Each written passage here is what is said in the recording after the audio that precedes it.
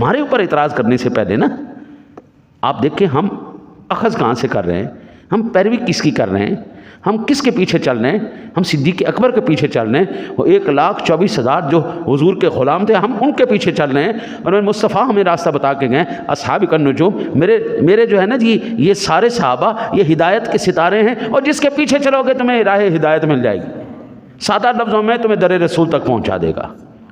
हुजूर के सिद्दीक़ से लेके हुजूर के बिलाल तक, हुजूर के बिलाल से लेके आज ख्वाजा मोइनुद्दीन चिश्ती अजमेरी तक, आज पीर मेरे अली शाह साहब गोलड़ा तक, आज हुजूर सैयदी मुहद्दिस आज़म तक, आज हुजूर पीर फजल रसूल हैदर रिज़वी तक, आज मेरे बाप तक, जहाँ पर भी आपको आवाज़ें मिलेंगी वो इश्क़ रसूल की आवाज़ें मिलेंगी। हम दीवाने ये पागल नहीं है किबला। वो कहते हैं जी, फिर कहता है मैंने देखा फ़तरा कभी हा वजह हुआ जलता हुआ अमरहू इब्तदरू अमरहू वजा तवद्दा कादू यक्तलून अला वुदू वजा तकल्लम